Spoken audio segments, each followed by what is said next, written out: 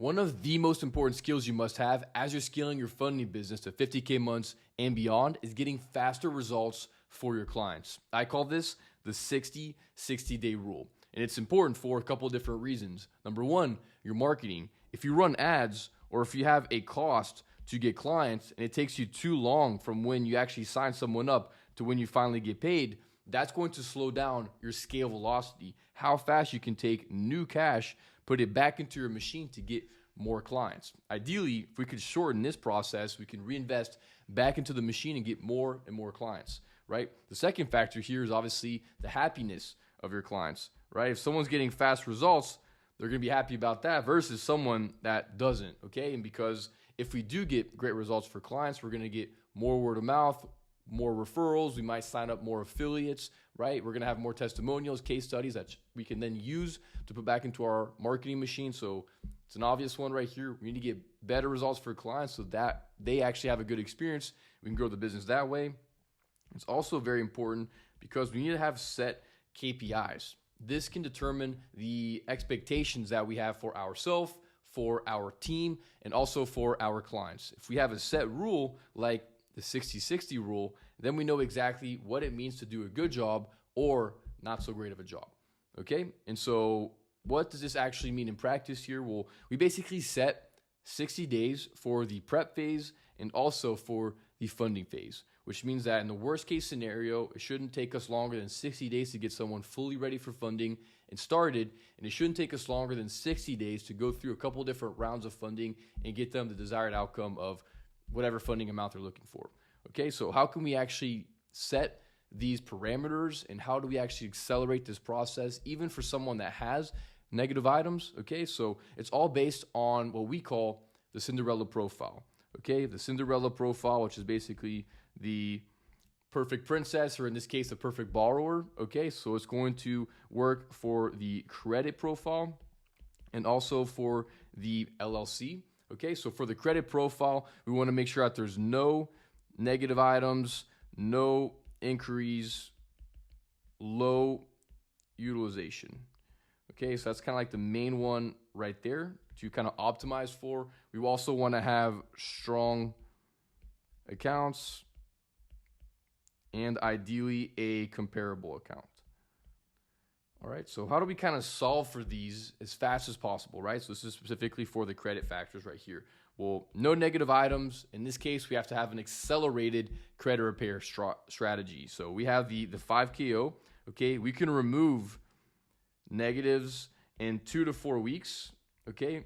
Keeping us within that 60-day period, okay? You can remove inquiries with standard inquiry processes within 2 weeks as well. If you're doing Experian, you can probably get them off in 72 hours. Equifax and TransUnion might take you around 10 days. Okay, so we can do inquiries with phone or letter disputes in 2 weeks. That's kind of the KPI we have right there. For low utilization, that's going to be one of those that could take a little bit longer. So based on the options that your client has for utilization, you can either do personal loan or bridge loan. Okay, so the important thing here is that it might take about 30 days for the actual accounts to show as paid off, as to why, again, we're still within the 60 days. And then for the strong accounts and comparable accounts, so for the comparable, what we're trying to do here is a 10K plus limit. Okay, and for the strong accounts, you might just have to add an account or two. Okay, so that's why with the accounts, we might just have to add to that, as to why, again, we're still within the 60 days. Okay, because it might just take some time for the account to actually report. But that's why we have the 60-day prep, because we have a lot of different ways to accelerate this preparation process and still stay within this criteria. So if I have someone joining my funding program and they're assigned to a credit commando on my team, one of my funding specialists, I have an expectation that we have different strategies to solve for every single perhaps problem that the client has right now. We have different strategies to get this done within the 60-day period. So that means that I have expectations, my team has expectations, and we can also communicate with the client what they might expect this process to look like. So that's very important as to why we do that. And then when it comes to the LLC, that might just be one thing that could take a little bit longer as well. It's just waiting for the LLC to basically age 30 days. So LLC, if it's new, we just want to wait 30 days right here. Okay, ideally, you don't want to just open up an LLC and apply the very next day. I like to just wait about 30 days. But if they already have an LLC, we can skip that waiting period, right? And so that's why in every single situation for all clients, we should be able to get them ready within 60 days for funding. So as to why the 60-day rule, okay? Then when it comes to the funding process, this is when we do different rounds of funding. So let's say that the client is ready for funding, right? We went through the prep phase so far, and now we're going to start the funding process. So what we do here is going to be different rounds, basically, of funding, okay? So we're going to have like round 1, 2, and 3 perhaps. And so when it comes time to actually start the funding process, what we do is that we first start by collecting information from the client. So just reviewing their personal credit profile, reviewing their LLC documents, making sure that we have everything put together. We also ask for more detailed information about previous banking relationships, any previous funding they might have gotten in the past. So we call this the capital sequence plan, basically the form that we have. And this will determine the actual funding plan itself. So we can customize the funding plan, custom plan, based on where they live, where they bank, and any previous funding they got. And then from this, we're going to have perhaps a list of up to 30 banks on here, and then we're just going to reorder them into the correct round. In most cases, the rounds are going to be determined based on the perhaps requirements from the bank. So in this case, maybe do we need like a checking accounts plus deposits? Okay, that might be one situation. Do we need to perhaps open up another accounts to start the relationship and then apply? Something like Amex, for example. Okay, so that might slow us down a tiny bit. We might put them into round 2, for example. Okay, so the requirements might be something that push back certain applications further down. Okay, so Bank of America, for example, they like to wait sometimes 90 days. So that could be something that takes perhaps a little bit longer. But most of the funding, we're trying to shoot for the 60-day, basically. So basically in first round or 2, okay, then we have additional options perhaps if they do want to go further, okay, but that would be one that's a little bit longer, for example. But we have certain requirements to consider, and then also is going to be based on kind of what I call like the Tetris game, basically. So this is based on the inquiries themselves. So when it comes time to apply, we basically have kind of like a Tetris board right here in which we have a hard cap of 3 inquiries, basically. So if you have more than 3 inquiries on any one bureau, you're basically automatically going to get denied. So that's what we try to do here is before we start the application process, we're going to try to remove as many inquiries as possible, start the board here with a hopefully clear situation, and then as we apply, we're going to be adding some for each bureau, right? For Equifax, Experian, and TransUnion, okay? And then once we hit the hard limit, that's going to be when we finish that round of funding. Then we're going to remove all these inquiries, okay? And then we'll go to the next round, okay? And so we're allowed to remove inquiries in this case because they're not attached to open personal account. They're just business applications. And so we can actually remove all inquiries attached to this funding round, which is pretty awesome, right? So best case scenario, you have no inquiries. You might be starting out with maybe like 1 inquiry here, 2 inquiries here. Well, if this is the case, that means that we have 1, 2, 3, 4, 5, 6 slots available that we can apply. And then we hit the cap of our Tetris board right here. And so we have to clean up all inquiries to then continue. Okay, but based on what the goals are of your client, you should very easily be able to hit up to 150K in just 2 rounds of funding for your clients. So within that 60-day requirement, if they do want more than 150K, and if they maybe need like an aged corp, for example, and we will be applying for business lines of credit, for basically almost every single business line of credit, you will have to open up a business checking account, put it down some deposits, etc. So that might be a little bit longer. But to keep it super simple, we have the 60-day rule in which we have 60 days to prepare the client as fast as possible.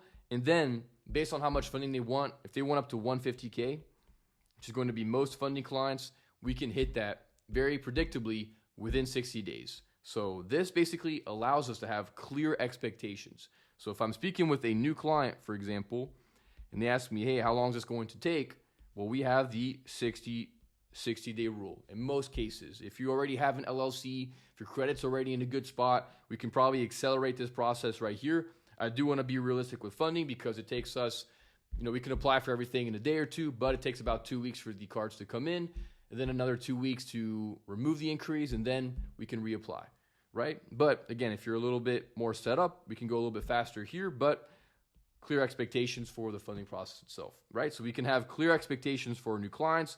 We can have clear expectations for your team as well. So the way that I organize my business is that I have KPIs with everything, right? I don't want to just guesstimate my way as to knowing exactly how to scale. I try to become as much of a scientist as possible when it comes time to the numbers of my business, because when it comes to my funnel, I can see exactly where I'm having a top of funnel problem with not enough leads, a middle of funnel, not enough people booking calls, bottom of funnel, not actually getting enough show ups or qualified leads or buys, right? So by having the KPIs, I can use this for my funnel, for example, but also for the clients itself, okay? So if I have my team working with my clients, I'm not necessarily talking to them every single day. Well, I have a dashboard, a tracker with every single client on here, right? And I can see when they started, right? How much funding they've gotten, and being able to see very quickly where we're at. So for the start date, I basically have the 60-60 rule. So we track how many weeks they've been in the program. So 2 out of 16, for example. And so if they're inside the prep phase, that's okay. If we're at 10 weeks right now and they're still in prep, that would be a red flag, right? Because I know that we have the 60-60 day rule, which means it should be not longer than 2 months to get someone ready for funding, which means not longer than 8 weeks. So that will be someone that's a flag. And then we're going to reach out to my team and ask them, hey, why are we delayed? What's going on right now? And how can we accelerate this process? A quick tip for you if you're trying to go a little bit faster with your clients, especially if you do more of a done with you type of process, is to do something that I call the book to book, okay? Book to book, which basically means that we're always going to be live with our clients. So we're organizing our schedule to always be on top of them, basically. So let's say that we have to get some inquiries removed, and maybe the clients doing the inquiries, for example, we're going to hop on a call. We're going to ask them when they can basically commit to getting this done.